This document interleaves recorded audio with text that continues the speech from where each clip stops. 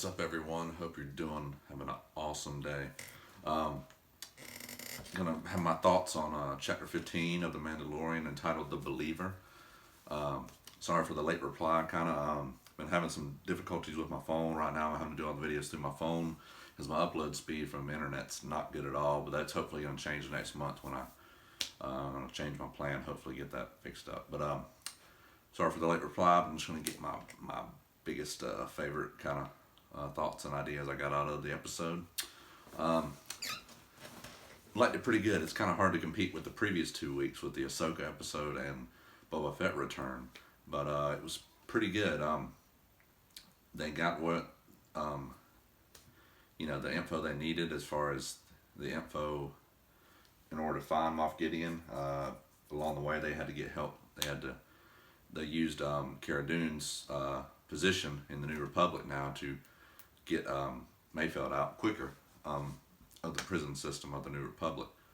And that whole situation happened a lot quicker than you thought. You thought there was going to be a big prison break, but no, they addressed that real quick. They got him really fast.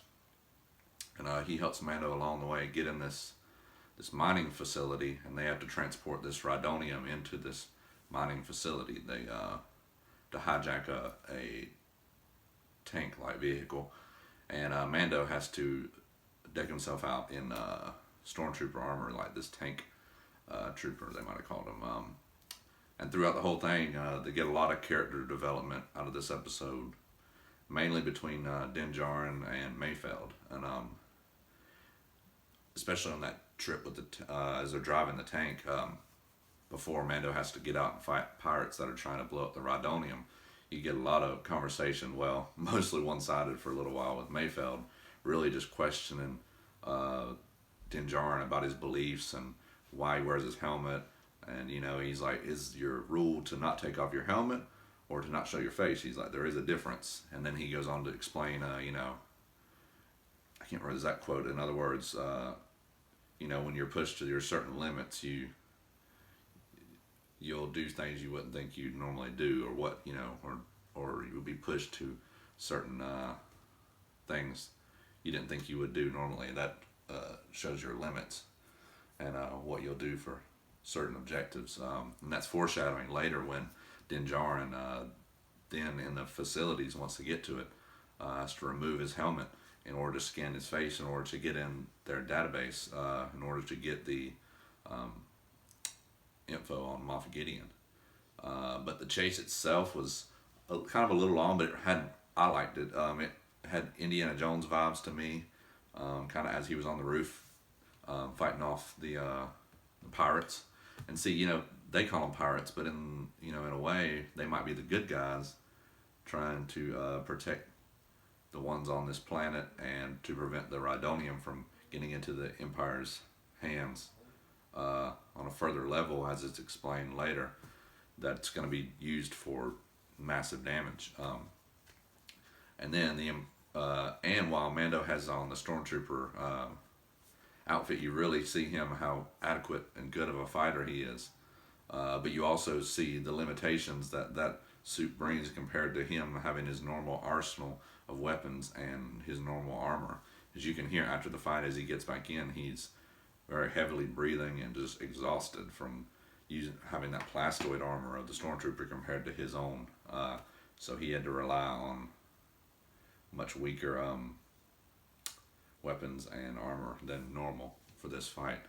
And then the stormtroopers come in there and save him along with the TIE fighters, and it really makes them look like the good guys. It flips the script in this episode as far as then when they're passing the stormtroopers, they're saluting and cheering, and it flipped the script. And even Mayfeld says, who would have thought you've been happy to see stormtroopers? So they get in there, and then Mando obviously eventually has to scan his face on the terminal because Mayfeld recognizes an old officer of his, and he's afraid he'll recognize him, so he can't do it. So then Din Djarin is forced, because he tries to scan his helmet first. It doesn't work, so he has a 10-second countdown, like, to figure out, is he going to do this or not? Like, all bets are off, and everything's on the line, and what is he going to sacrifice for this child?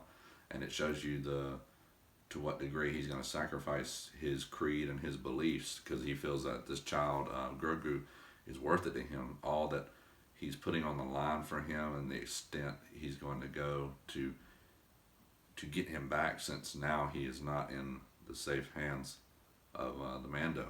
And it was foreshadowing earlier when he was talking to Mayfeld about what will you do when you're pushed to your limits or something along those lines. And then, but then he goes to leave. He gets questioned by the officer, Valen Hess, that Mayfeld had mentioned, and is kind of in a tight spot. So Mayfeld kind of comes and helps him out, tells him his ID number, and says that he's even hard of hearing, and they call him Brown Eyes and so on. But then Valen Hess goes to kind of almost look like they're in trouble, very menacing, but then congratulates him for being the only one that makes it through with the Rhydonium. So they go have a drink, and through this conversation, Mayfeld gets really triggered over there because he brings up, let's toast to Operation Cinder. And that's a callback to, actually, if you played the Star Wars Battlefront 2 game, that was the contingency plan of the Emperor after he had fallen through a hologram. And Mayfeld had lived through that, and he goes on, he just gets more troubled, and you can see the PTSD that's coming back to him, talking about this Operation Cinder that him and his other fellow troopers were involved in, and that so many civilians and other troopers in his unit got killed that day. Like he said, 5,000 to 10,000, and it just really triggered him to the point where and Mando, you could tell, was saying, no, what are you doing, but he ended up shooting him, Mayfeld did. So they have to shoot their way out of there, go off the ledge, and then you have Cara Dune and Fennec Shand sniping from a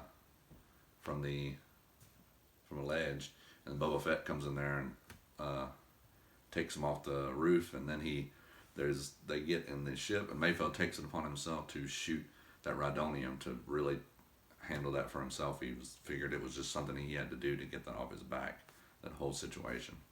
And then Boba Fett leaving with the two TIE fighters are coming with Adam, drops that seismic charge. Boom! Oh, I got so giddy over that. But then as they talking to Mayfeld, and then they pretty much say, nice shooting, you did a good job, thank you. And they said, yeah, well, it's just a shame he died, and pretty much it's like, yeah, that's so and so number died in the explosion at this mining facility, so they let him go. In other words, in the last scene, Mando is pretty much, since they know where Moff Gideon is, he sends him a hologram, pretty much reciting his own Moff Gideon's words from the first season back, like, you have something I want. He means more to me than you could ever possibly know, and so on, right back at Gideon. And you see Gideon concerned, like, for the first time almost, so. But yeah, this episode was pretty good. Sets up perfectly for the finale. So, cannot wait. It's going to be epic. I'm bittersweet because I don't want it to be here, but I do. And then we have so much Star Wars material in the works from the Disney Investors Call. Going to be discussing that here soon too. But yeah, that's my thoughts on the episode. I love how it fleshed out Mayfeld with his PTSD and overcoming that, and really figuring out who the bad guy is, will be in the Empire to him, and also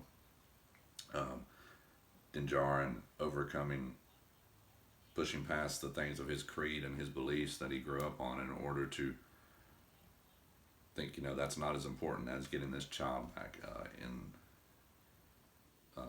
out of Moff Gideon's hands. So really great episode. Can't wait till next week. That's my pretty much thoughts. If you like this video, give it a thumbs up, subscribe, and till then, hope you have a fantastic day, because this is the way.